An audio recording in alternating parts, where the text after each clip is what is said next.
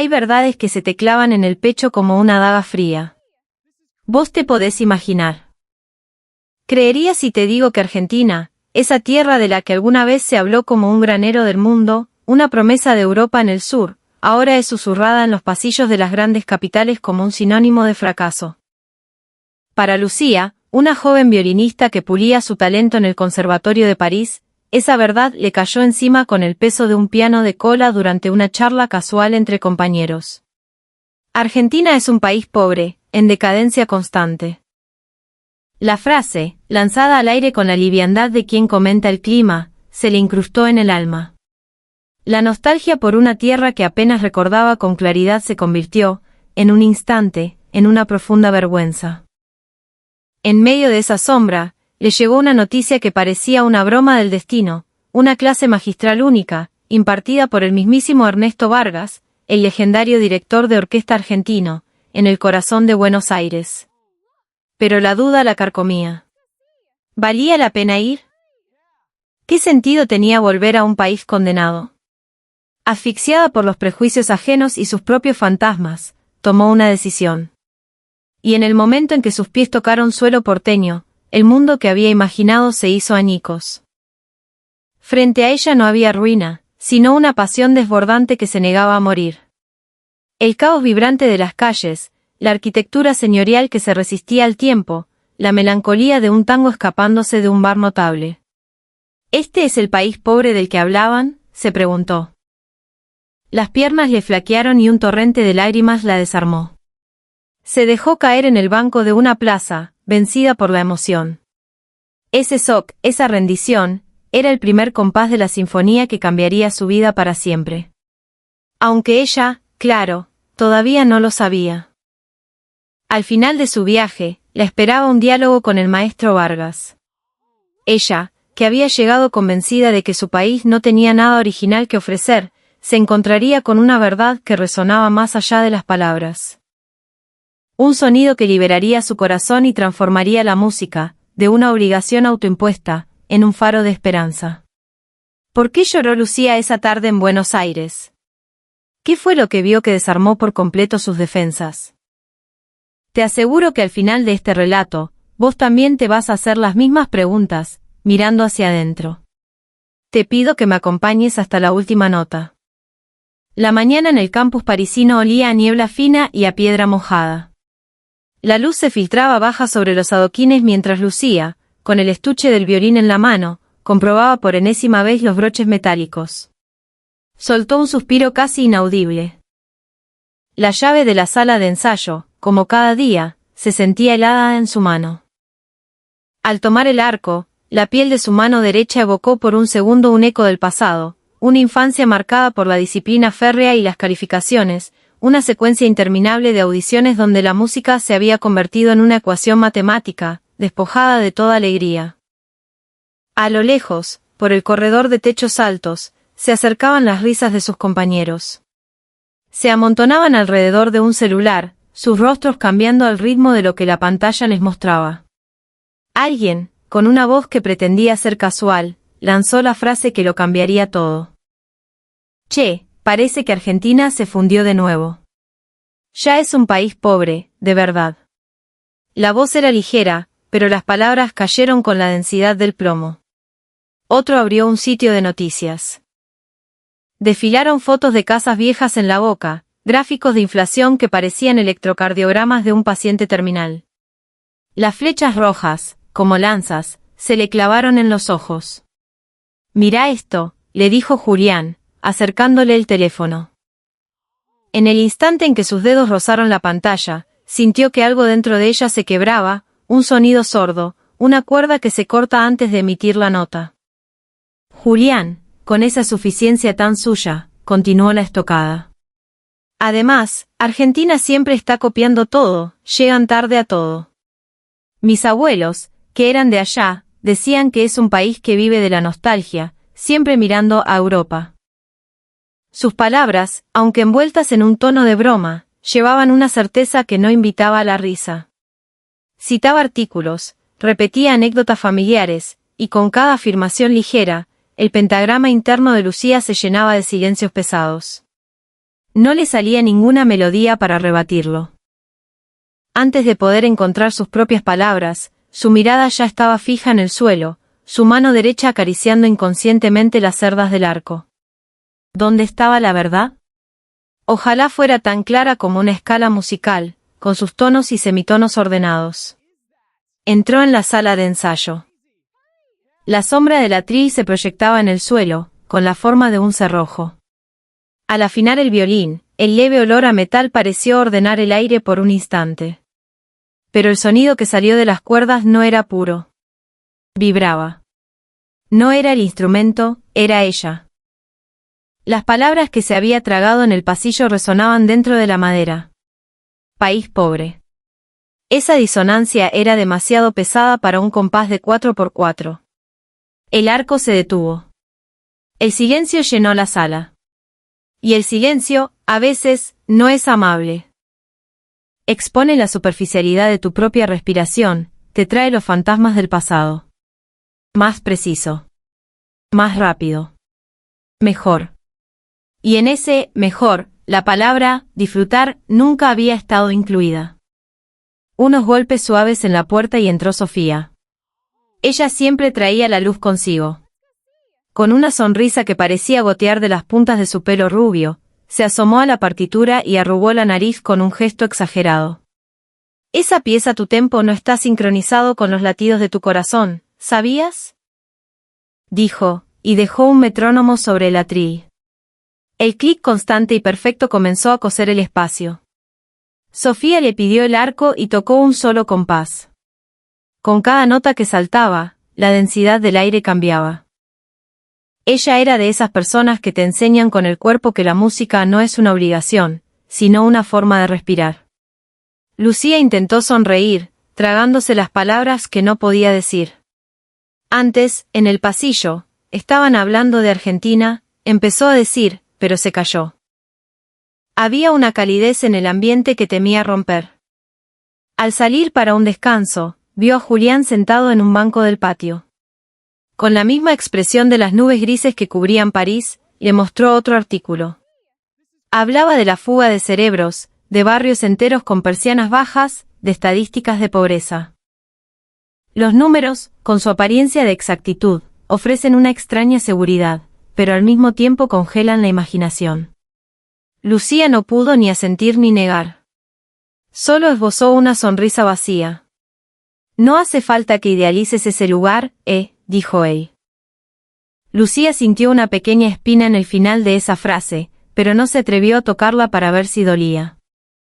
Por la tarde, en la clase de armonía, el profesor dijo algo que le quedó grabado: la información es como el sonido. Una sola nota puede mentir fácilmente. Un acorde, en cambio, difícilmente miente. Escuchen siempre varias voces.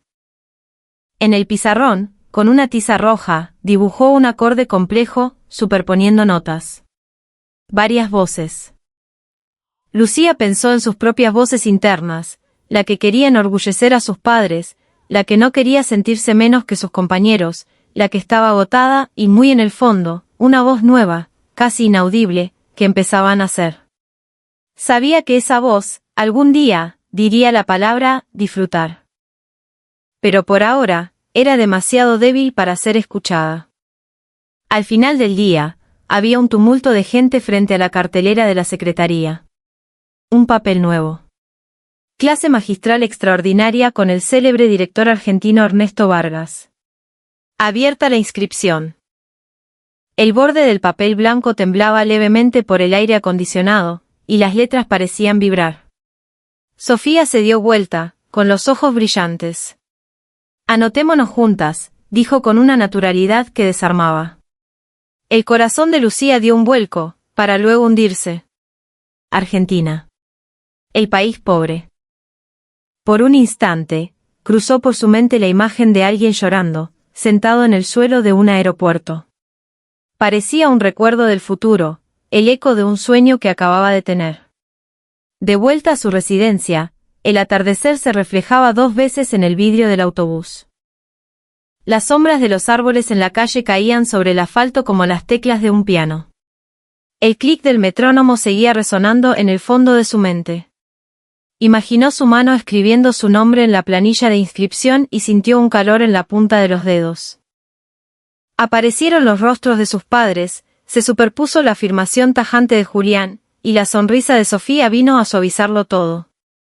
El mundo nunca suena a una sola nota. Lo que suena es siempre un acorde. Esa noche, Lucía abrió el estuche y tensó el arco. Al apoyarlo sobre las cuerdas, el silencio previo al sonido se hizo más denso. Y en el fondo de esa oscuridad, una luz tenue titilló. Aún no tenía nombre, pero estaba ahí. Sintió que se parecía a la bandera de ese país lejano, a su sol y a su cielo. No sabía qué era, pero confió en la siguiente nota y deslizó el arco. Un pequeño sonido brotó en un rincón de la habitación. El segundero del reloj pareció detenerse una fracción de segundo. El eco del tren que pasaba fuera se sumó con su grave vibración. Varias voces, por fin, se estaban saludando. A la mañana siguiente, lo primero que sonó fue la notificación de su celular. Un mail masivo de la facultad, la apertura de inscripciones para la clase magistral. Y al final, en letra chica, una nota que le llamó la atención: se ruega a los participantes dejar sus prejuicios fuera del estuche del instrumento. Lo que parecía una frase ingeniosa tuvo el poder de enderezarle la espalda. Dejar los prejuicios afuera. Podría hacerlo. El deseo de querer hacerlo creó un acorde tenue en el centro de su pecho. El clic del metrónomo se detuvo. En su lugar, el sonido de su corazón marcaba el compás. Aún no había movido un solo pie, pero supo que el camino, bajo sus zapatos, se extendía hacia adelante. La historia ya había comenzado. Sin que ella lo supiera, las primeras pistas ya estaban sembradas. La bandera de sol y cielo, el viento suave de un lugar desconocido y el brillo en los ojos de un maestro. Todo estaba a punto de unirse en una única partitura que la llevaría de viaje. Aquella noche, después de que las palabras «Argentina, país pobre» se le clavaran en el alma, Lucía se sentó en el escritorio de su habitación y abrió un viejo diario. La tapa de cuero se la había regalado su madre hacía años. Adentro, garabateadas con lápiz, quedaban las huellas de su infancia. Al pasar las páginas, su propio pasado, entrelazado con la música, volvía a emerger.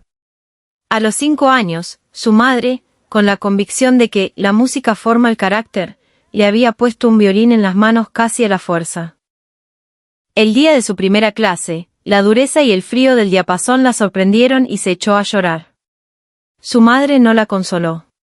«Llorando no vas a sacar ningún sonido», le dijo con severidad. En ese instante, la música dejó de ser un juego para convertirse en una prueba. Al año siguiente nació su hermana. La atención de sus padres se volcó por completo en la recién llegada. A Lucía solo le quedaban frases como: «Vos sos la hermana mayor, tenés que dar el ejemplo». Si su hermana sonreía, había aplausos; si lloraba, sus padres corrían a atenderla. Cuando Lucía lograba dominar una nueva pieza, solo recibía un «ahora a practicar una más difícil» como respuesta. Si ganaba un premio, era lo que se esperaba de vos. Nunca un elogio, siempre el siguiente obstáculo. En medio de esa acumulación de ausencias, Lucía empezó a albergar en su corazón una melodía oscura, la certeza de que no era digna de ser amada. Esa sombra se hizo más densa en la escuela. Le costaba hacer amigos y sus compañeros la etiquetaron como la chica callada y seria. Sus notas en matemáticas y física eran excelentes, pero para sus padres solo eran números. «Tenés que apuntar más alto», le decían. Por más que se esforzaba, nunca sentía la satisfacción del logro, solo crecía el vacío en su interior. Al entrar en el conservatorio, la situación no cambió. Después de clases, la esperaban 4 o 5 horas de práctica. Por las noches, tareas de teoría y análisis musical. Mientras los demás estudiantes disfrutaban de los ensayos, riendo y compartiendo, para Lucía la música seguía siendo un deber. Deseaba disfrutarla, pero en el fondo de su mente, una voz susurraba: «Olvídalo, vos no podés». Esa voz le impedía conectar de verdad con su arte. Y en ese contexto apareció Sofía. Su forma de hablarle con una voz brillante, de tomarla del brazo para ir a comer juntas, era algo nuevo y desconcertante para Lucía. Pero incluso con ella, la sombra persistía. ¿Tengo derecho a reírme con alguien? Se preguntaba frente al espejo, repitiendo la pregunta noche tras noche. Movía el arco con un rostro inexpresivo. Y sentía que cuanto más se esforzaba, más se alejaba la alegría. Mirando el techo de su cuarto, pensaba, ¿la música, alguna vez me gustó de verdad? No encontraba la respuesta. La rutina continuaba. Los mails de sus padres solo decían, necesitamos ver más resultados. En el campus, se sentía siempre fuera de los círculos de risas. En lo más profundo del alma de Lucía, la melodía de la soledad resonaba largamente. Y sin embargo, en algún lugar lejano, vibraba otra melodía, casi imperceptible. Una nota que aún no tenía nombre. Era el presagio de la transformación que se avecinaba. Pero en ese momento, Lucía todavía no era capaz de escucharla. La primera vez que Lucía y Sofía hablaron de verdad fue una tarde nublada. Ese día, ella se había quedado sola en la sala de ensayos, practicando una y otra vez el pasaje de una sonata. La higuera de notas negras en la partitura parecía desafiarla. Por más que movía el arco, el sonido salía rígido, la melodía, fría. Buscaba en su interior la sensación de disfrute, pero solo encontraba obligación y ansiedad. ¿Me dejás escuchar esa frase? Una voz alegre a sus espaldas la hizo detenerse. Se dio vuelta. Ahí estaba Sofía, una de las figuras más carismáticas de su clase.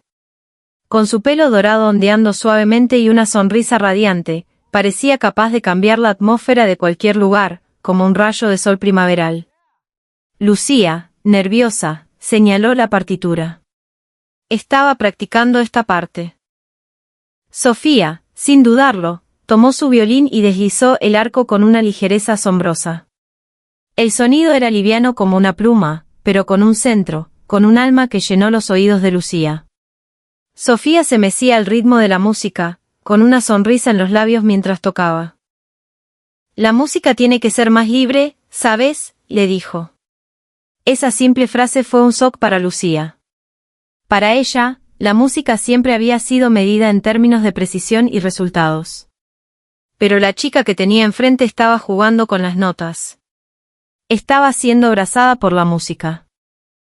Lucía se quedó sin palabras, entre la sorpresa y la admiración. A partir de ese día, Sofía empezó a buscar a Lucía con cualquier excusa.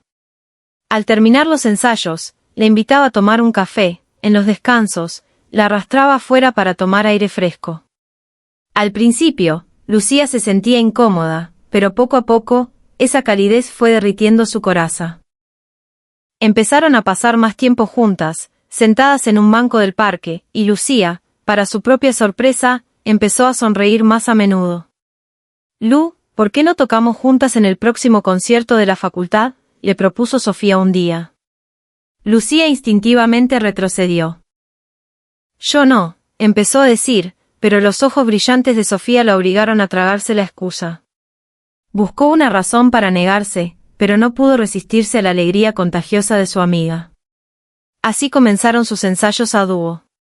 Sofía, con una paciencia infinita, buscaba ablandar la rigidez de Lucía. A veces contaba un chiste, otras veces improvisaba una melodía juguetona en medio de una pieza seria. Poco a poco, Lucía aprendió a manejar el arco con más soltura y empezó a encontrar un atisbo de disfrute en la música. Sintió que, por primera vez, estaba a punto de romper el caparazón de la obligación. Algo cálido brotaba en su pecho. Una noche, mientras miraba las estrellas desde la ventana de su residencia, se preguntó a sí misma, ¿será que tengo permiso para disfrutar de la música? Como si respondiera a su pregunta, una melodía tenue resonó desde su interior. Era una voz nueva, la suya, que nunca antes había escuchado. El encuentro con Sofía estaba significando mucho más que una simple amistad.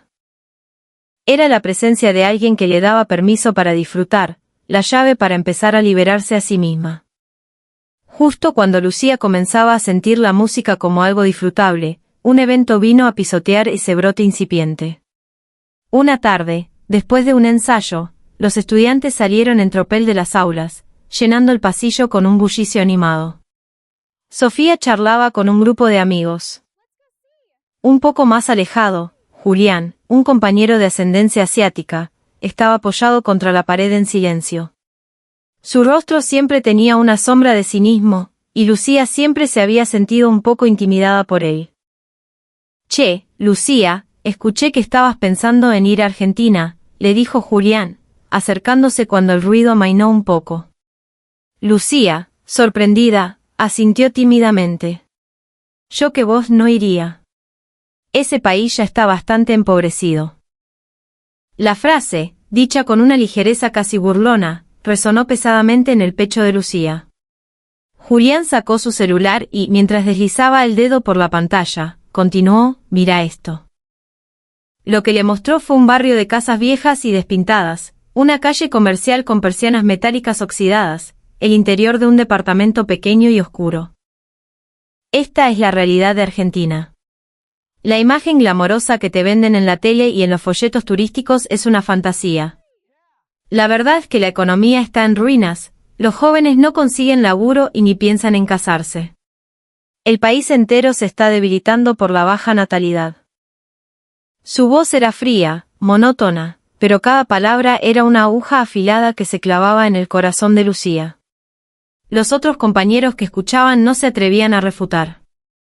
Ante la evidencia de cifras y fotos, cualquier contraargumento parecería puramente emocional. Todos se quedaron en un silencio incómodo.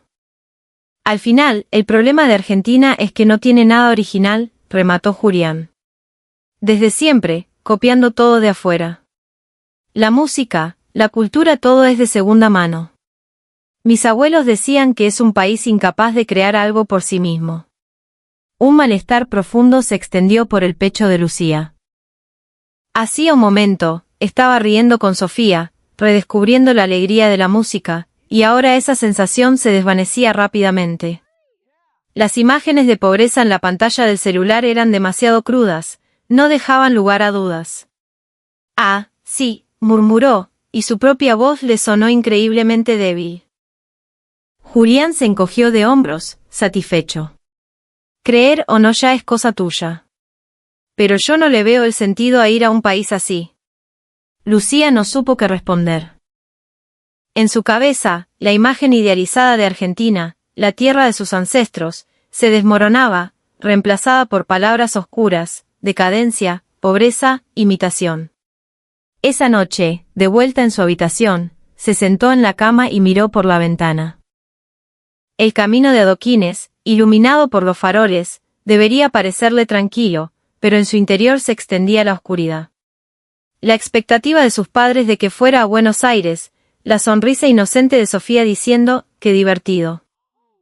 Y la sentencia fría de Julián, «Argentina es un país pobre». Las tres voces sonaban al mismo tiempo, creando una disonancia insoportable en su cabeza. Miró el estuche del violín. Sabía que si tomaba el arco, podría producir un sonido. Pero en ese momento, le aterraba descubrir qué clase de sonido sería. ¿Y si, una vez más, estaba eligiendo la melodía equivocada? El incipiente sentimiento de disfrute se tambaleó, y de nuevo la obligación y la ansiedad proyectaron su sombra. Las palabras de Julián se habían convertido en una nueva semilla de duda en su alma. Días después, una multitud de estudiantes se agolpaba frente a la cartelera del conservatorio. El murmullo llegaba hasta el final del pasillo, y Lucía se detuvo, curiosa. Clavado en el corcho había un anuncio nuevo. Clase magistral extraordinaria con el célebre director argentino Ernesto Vargas. Las letras negras, sobrias y elegantes, sobre el papel blanco, transmitían un peso, una importancia ineludible. Participantes, estudiantes del conservatorio. Duración, 3 semanas.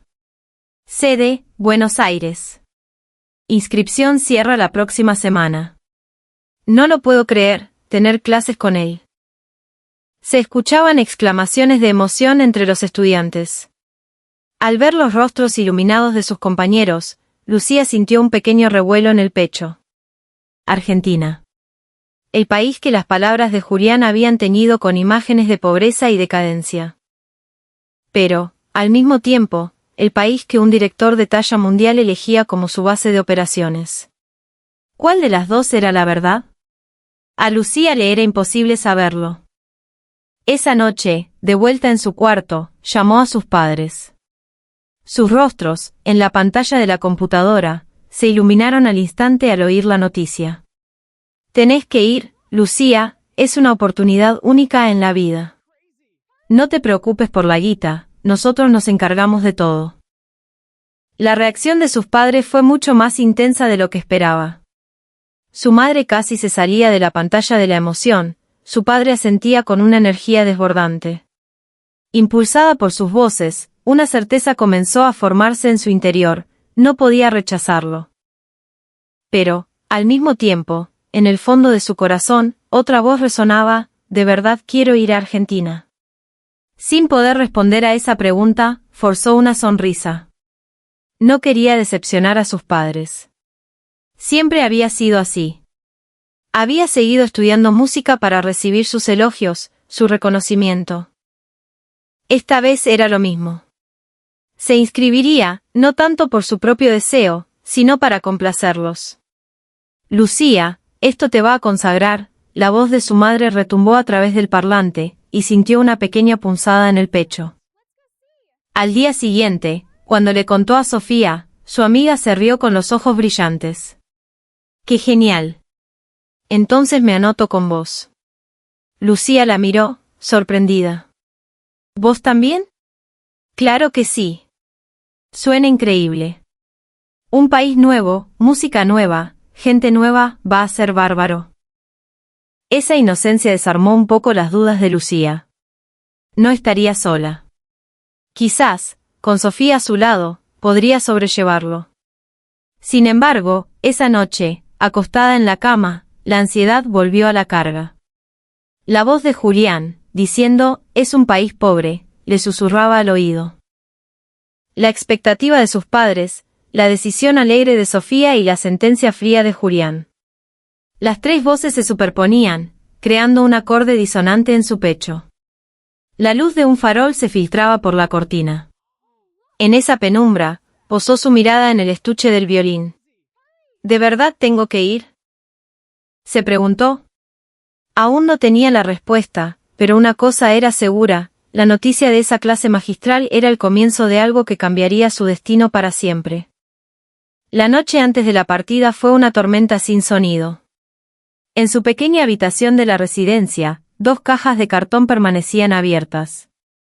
Se suponía que solo tenía que guardar partituras y ropa, pero sus manos se detenían una y otra vez. Desde el fondo de una caja, el metrónomo la observaba en silencio. Ni siquiera se atrevía a activarlo, sentía que su clic constante solo grabaría la presión en su pecho. Sobre el escritorio, la computadora portátil. En el buscador, la palabra Argentina. Cada vez que presionaba Enter, un torbellino de palabras extremas inundaba la pantalla. Titulares sobre la inflación, análisis sobre la decadencia, fotos de barrios precarios.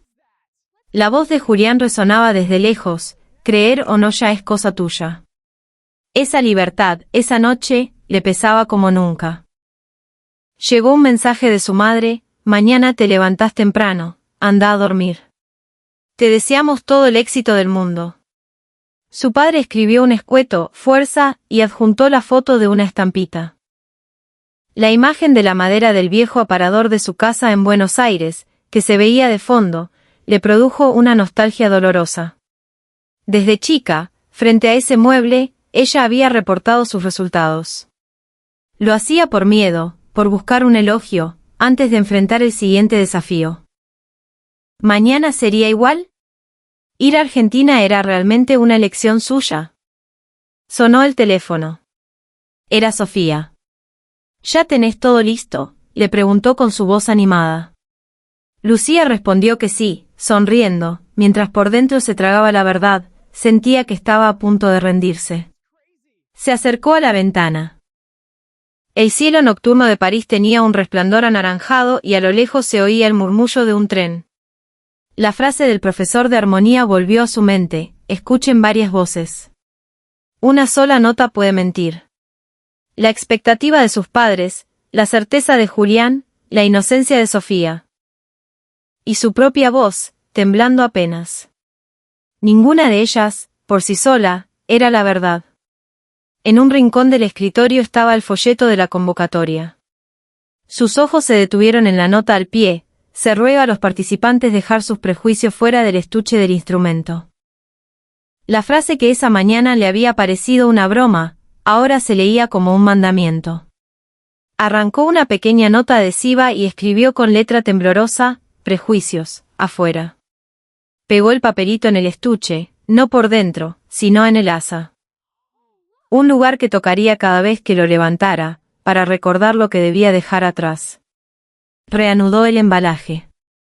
4 cuerdas de repuesto, un paño para pulir, resina, la almohadilla. Entre todos esos objetos prácticos, deslizó algo diferente: una vieja lapicera fuente de su abuelo. Hacía años que no la usaba, no soportaba ver cómo su propio trazo temblaba cuando se quedaba sin tinta. Quería ver si ahora era capaz de aceptar esa debilidad. En la pantalla, Argentina seguía siendo una colección de sentencias.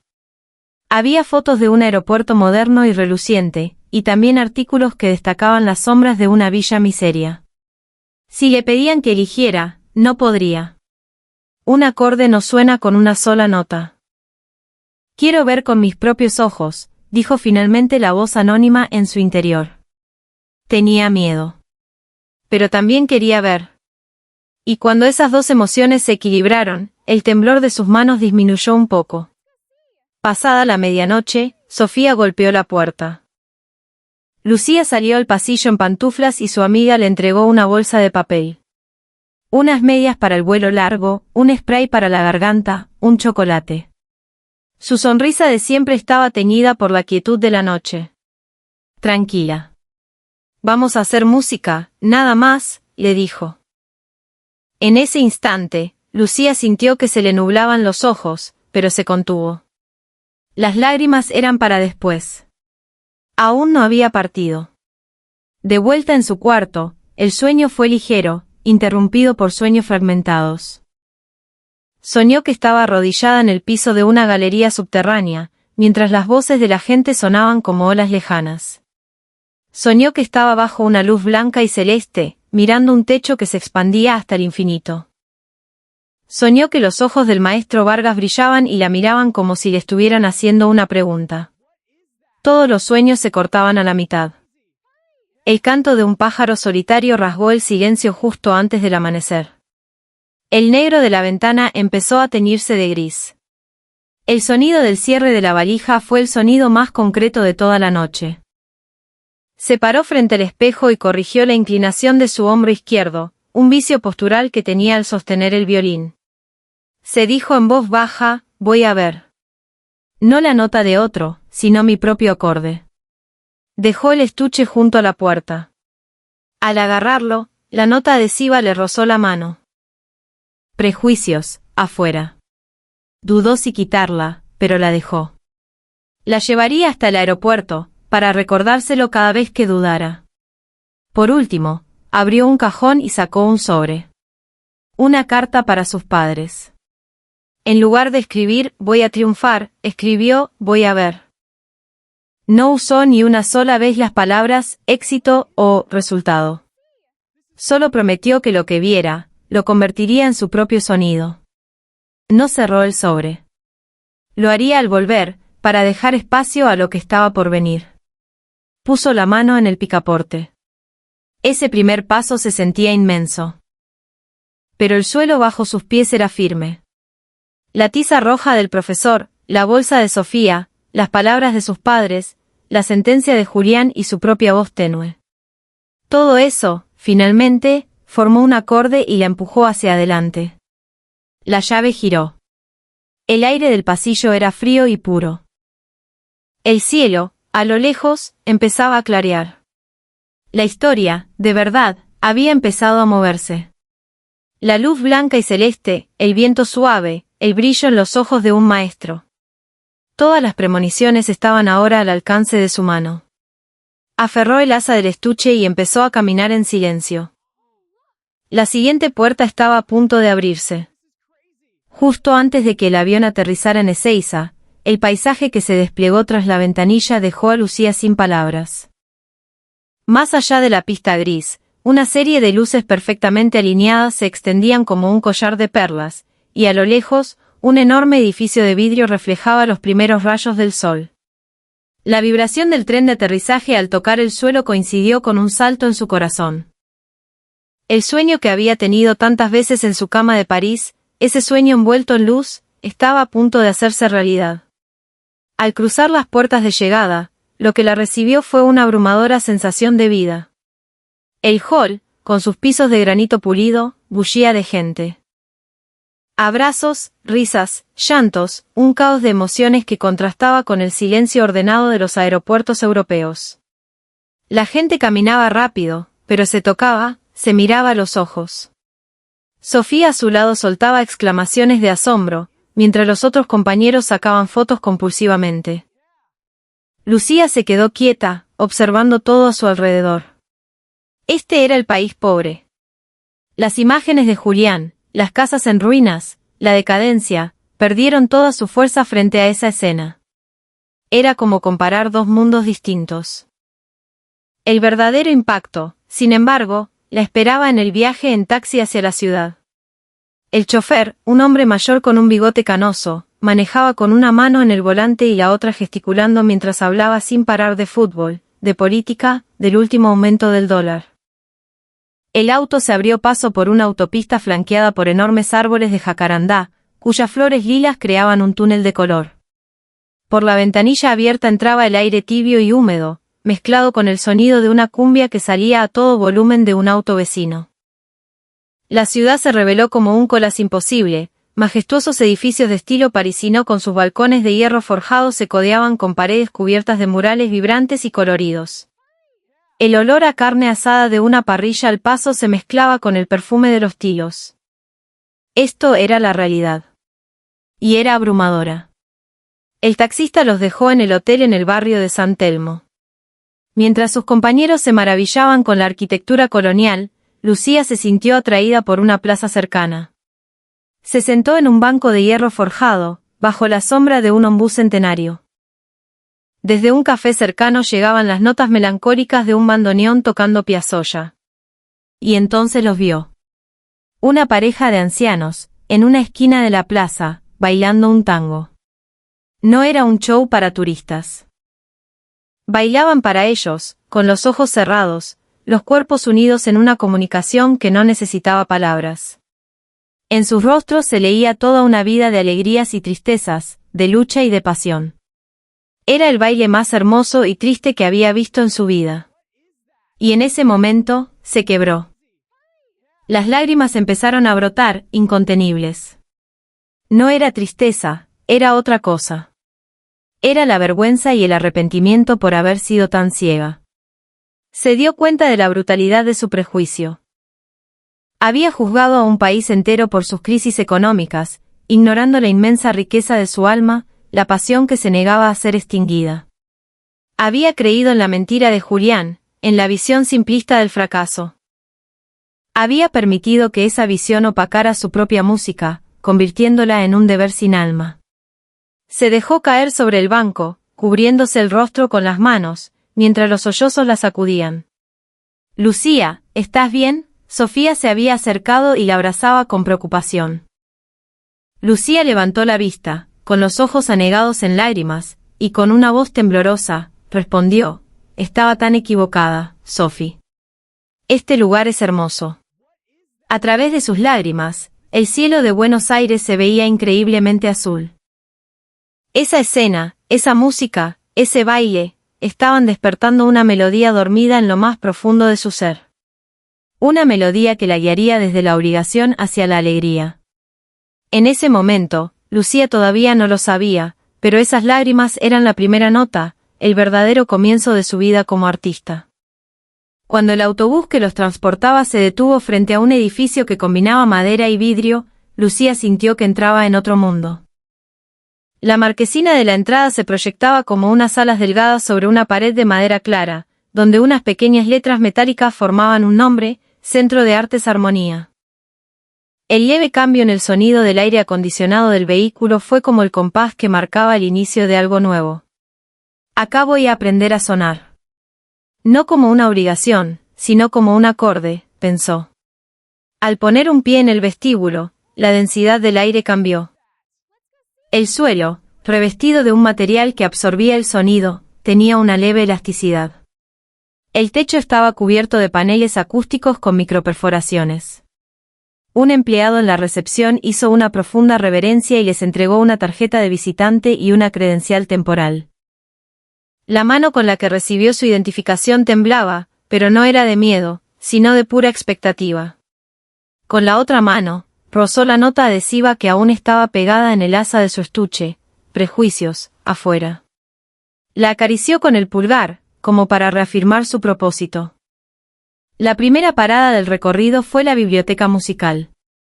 Las partituras estaban ordenadas impecablemente en estanterías de cristal. Un panel digital mostraba constantemente la humedad del ambiente. La bibliotecaria sonrió y explicó: para los instrumentos de cuerda, mantenemos una humedad constante del 55%. Las ediciones más antiguas tienen cubiertas de papel especial para protegerlas. Había terminales para consultar partituras digitales y, al solicitarlas, te ofrecían gratuitamente puntas nuevas para los lápices ópticos. Todo estaba dispuesto con una naturalidad y un cuidado que desarmaban.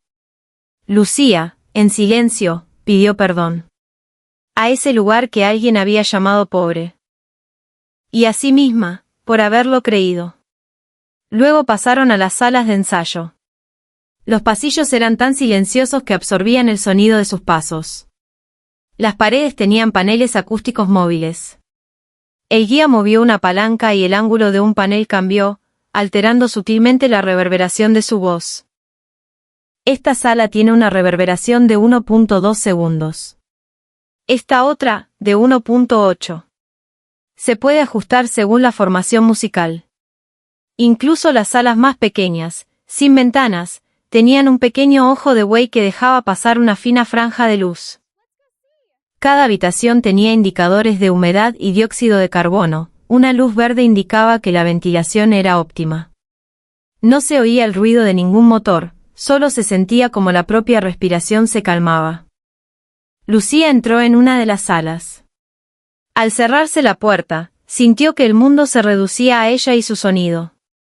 Sacó el violín, lo apoyó en su hombro y colocó el arco sobre las cuerdas. En el instante en que la resina hizo contacto, un eco suave y cálido pareció manar de las cuatro esquinas de la sala. El sonido, que hasta ahora ella había forzado a ser preciso y duro, adquirió de pronto un contorno redondo, amable. Las notas sutiles que producía al deslizar el arco se superponían, creando un acorde. Las palabras de su profesor en París volvieron a su mente: una sola nota puede mentir. Escuchó varias voces. Sintió que algo se destrababa en su interior, dejando un espacio vacío en el centro de su pecho. Pero ese vacío no le dio miedo. Sabía que podía llenarlo con sonido. Unos golpes suaves en la puerta. Un hombre con guardapolvo blanco, el afinador, asomó la cabeza. «Permiso, ¿me mostrás la tensión de las cerdas del arco?», le dijo con una voz tranquila. Verificó con la punta de los dedos la sequedad de las cerdas y le entregó un pequeño frasco. «Si el día está muy seco, usa esto, pero con moderación», dijo, y se fue.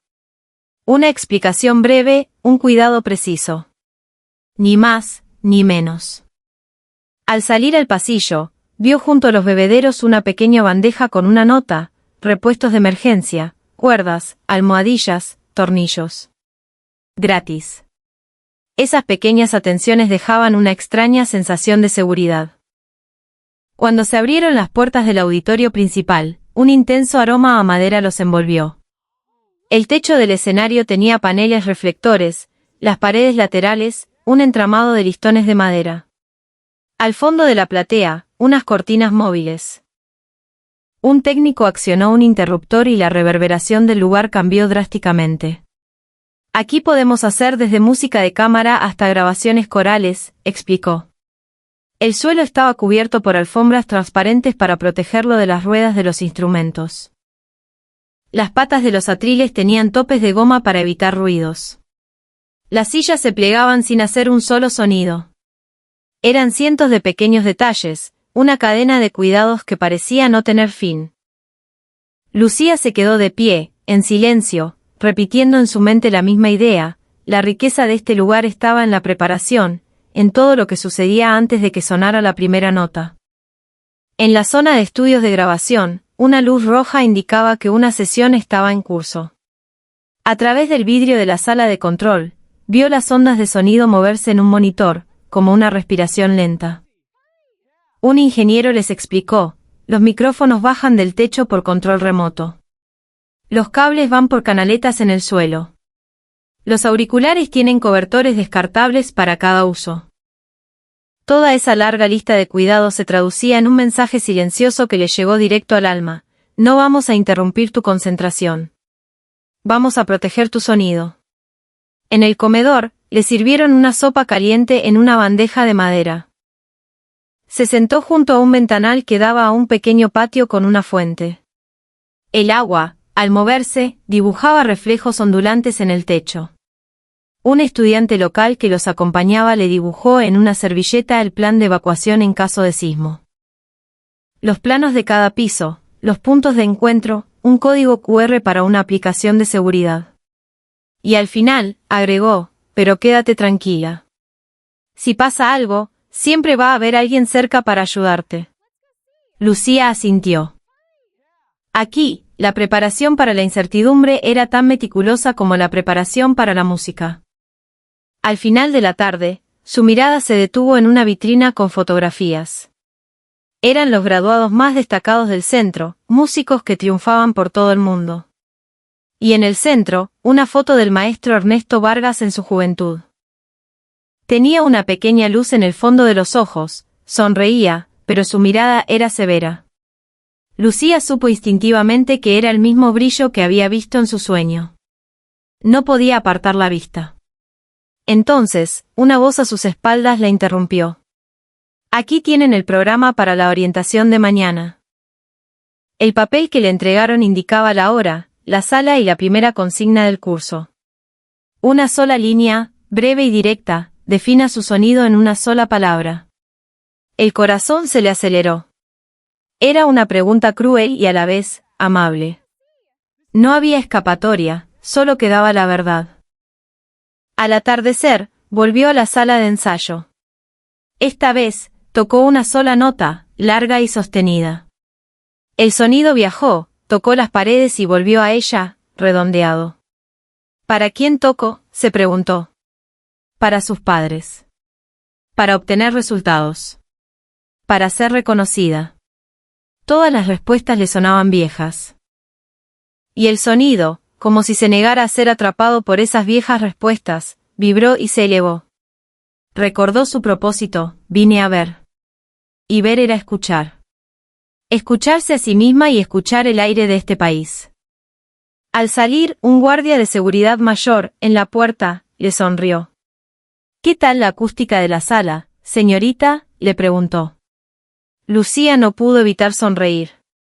Muy redonda, respondió. El hombre entornó los ojos y asintió. El sonido es trabajo del aire. Nosotros solo nos encargamos de ordenar el aire. Esa frase le quedó resonando en el pecho. Ordenar el aire. No era ni arrogancia ni falsa modestia. Eran las palabras de alguien que sentía un profundo orgullo por su labor invisible. Sintió que había rozado el verdadero significado de la riqueza. El tren de regreso al hotel era increíblemente silencioso. Las indicaciones dentro del vagón eran claras, las flechas para las combinaciones indicaban siempre el camino más corto.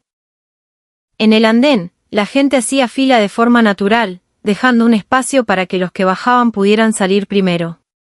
Era una cortesía que no necesitaba palabras, un baile sin música. Su rostro, reflejado en la ventanilla, se veía un poco más suave que antes de partir. Sacó el celular y les mandó un mensaje a sus padres. Estoy viendo. Estoy escuchando. Estoy bien. El sonido de envío fue casi imperceptible, y dentro de ella, un acorde se sumó a esa nota. Al llegar al hotel, despegó con cuidado la nota adhesiva del asa del estuche y la pegó en el interior de la puerta de su habitación. Sintió que ya no necesitaba llevarla consigo. Prejuicios, afuera. Esa frase había cumplido su misión. Ahora, le cedía su lugar a otra: mañana es el día de definir mi sonido en una palabra. Afuera, las luces de la ciudad parpadeaban en blanco y celeste. Sintió una brisa suave que parecía subir desde el subte, desde las entrañas de la ciudad. A lo lejos, en algún lugar, alguien comenzaba a contar los compases de un nuevo comienzo. Respiró hondo una sola vez y cerró los ojos. Al otro lado de la puerta, la esperaba el brillo en la mirada del maestro. A la mañana siguiente, el gran auditorio del centro estaba lleno. Los rostros de los estudiantes, tanto los extranjeros como los argentinos, reflejaban una mezcla de tensión y expectativa. En el escenario, las sillas y los atriles estaban dispuestos en un orden perfecto, bajo una luz suave que caía del techo. Lucía apretaba en su mano el papel con la consigna del día anterior. Defina su sonido en una sola palabra. Aún no tenía la respuesta, pero sentía que una nueva voz, pequeña pero clara, había comenzado a brotar en su interior. Finalmente, la puerta se abrió y apareció él, Ernesto Vargas, el director de orquesta de fama mundial. Su espalda era una línea recta, su rostro exhibía una sonrisa serena, pero su mirada era penetrante. La presencia que emanaba de todo su ser silenció el auditorio al instante. Se paró en el podio y el aire se cargó de electricidad. «Bienvenidos a la Argentina», dijo. Su primera frase fue sorprendentemente calma, pero su voz grave resonó hasta lo más profundo del pecho de cada uno. Comenzó diciendo que lo más importante en la música no era la precisión, sino la honestidad. Tocar las notas que están en la partitura es solo el punto de partida, explicó. La música nace de verdad cuando superponemos sobre esas notas nuestras propias emociones, nuestra propia historia. Los estudiantes contenían la respiración, no queriendo perderse ni una palabra. Lucía estaba completamente cautivada. El maestro alternaba sus palabras con demostraciones prácticas. Su brazo, sosteniendo la batuta, cortaba el aire con una ligereza que creaba un ritmo palpable en el silencio. A su señal, un pianista acompañante tocó un fragmento. Las notas dejaron de ser una simple secuencia para convertirse en un organismo vivo, que respiraba. El corazón de Lucía empezó a latir más rápido. Cuando llegó el momento de las preguntas, Lucía, después de dudar un instante, levantó la mano. «Maestro, he escuchado decir que en Argentina no hay originalidad, que todo es una imitación, ¿es eso cierto?» El aire del auditorio se congeló. Todas las miradas se giraron hacia ella. Las palabras que había pronunciado con tanto esfuerzo eran la espina que llevaba clavada en el corazón. El director no pareció sorprendido. Al contrario, esbozó una suave sonrisa. «Buena pregunta», dijo. Y luego, con calma, empezó a hablar. «Es cierto que los argentinos siempre hemos valorado aprender de otros, absorber, incorporar. Pero llamar a eso, imitación, es un error. Nosotros tomamos lo que viene de afuera y lo fusionamos con nuestra propia vida, con nuestra propia sensibilidad. Hasta crear algo completamente nuevo. Tomamos el vals y lo convertimos en tango. Tomamos el jazz y el rock y los mezclamos con el folclore. Tomamos las formas clásicas y las llenamos con el alma de esta tierra». Su voz se fue cargando de pasión. Con la música pasa lo mismo. Estudiar la obra de otro no es copiar. Es aprender con respeto para después superponer tu propio corazón. El sonido único, el sonido original, nace ahí. La originalidad no es crear algo de la nada. Es la capacidad de tomar lo que heredaste y reinventarlo con tus propias cicatrices, hacerlo sangrar a tu manera. Todos en la sala contuvieron el aliento. Claro, pensó Lucía. Ella había tocado la música como un deber para que otros la aprobaran. Pero la verdadera música consistía en superponer su corazón a la partitura, en traducir su propia vida en sonido. El director concluyó con una voz serena. Ahora, quiero escuchar la palabra de cada uno de ustedes, con qué palabra describen su sonido. El corazón de Lucía latió con fuerza. En su cabeza, la respuesta comenzó a tomar forma. La melodía que hasta ayer no tenía nombre, por fin encontraba su contorno. No era una palabra nacida de la obligación o la ansiedad. Era una palabra que representaba su nuevo yo. En ese instante, por primera vez, la música de Lucía se convirtió en ella misma. Cuando Lucía regresó a su habitación de hotel, una calma desconocida se había instalado en su pecho. Las luces de la ciudad titilaban tras el ventanal, pero los latidos de su corazón eran serenos, marcando un compás que parecía acompañar una música interior. Miró las partituras sobre el escritorio y repasó las palabras del maestro Vargas. La originalidad no nace de la nada. Nace cuando superponemos nuestro propio ser sobre lo que hemos heredado. Cada vez que repetía esa frase en su mente, la música que durante años había tocado por obligación se transformaba. Tocar para ella misma, no para sus padres ni para sus profesores. Al pensar en eso, el violín dentro de su estuche le pareció un objeto completamente distinto. Abrió el estuche, tensó el arco. Era tarde y estaba prohibido ensayar, pero no le importaba. No iba a tocar para que la escucharan. Quería sacar un sonido solo para ella. Se paró junto a la ventana y apoyó suavemente el arco sobre las cuerdas. En el instante en que la resina hizo vibrar la madera, sintió que algo en su interior se disolvía. Continuó con una frase corta. Antes, la habría tocado con una rigidez obsesiva por la precisión. Ahora, sus dedos se movían con una fluidez natural, y el sonido ondulaba, reflejando sus emociones. Sintió en todo su cuerpo el momento exacto en que la música dejaba de ser una obligación para convertirse en liberación. Las lágrimas comenzaron a rodar por sus mejillas. No eran lágrimas de tristeza. Eran lágrimas de liberación, de alivio, de la alegría de haberse perdonado a sí misma. El sonido, a pesar de las lágrimas, no se interrumpió, al contrario, se hizo más rico, más profundo. Aunque sus padres no la reconocieran, aunque Julián la despreciara, la música no desaparecería. Su música era suya. Cuando terminó de tocar, abrió un cuaderno sobre el escritorio. En el papel donde había anotado la pregunta del maestro, defina su sonido en una sola palabra, escribió lentamente debajo, esperanza. No era ni deber ni perfección. Era la brújula que la guiaría para seguir tejiendo sonidos en el futuro. Abrió sus redes sociales y subió una foto de las luces de la ciudad. Escribió un texto corto: vine a Argentina y encontré el verdadero significado de la música. Me di cuenta de que la verdadera libertad es escuchar con tus propios oídos, ver con tus propios ojos y tocar con tu propio corazón, no con los prejuicios de otros. Se quedó mirando por la ventana. Imaginó la cara que pondría Julián en París al leer su publicación. Imaginó la reacción de sus padres. Solo de pensarlo, sintió una emoción nueva. Mañana continuarían las clases. Pero ya no había dudas. La música no era la cadena que la ataba, sino la puerta que la conectaba con el mundo. Con esa certeza, abrazó su instrumento en silencio. Aún era joven, pero en el fondo de sus ojos ya se había encendido la determinación de una verdadera artista.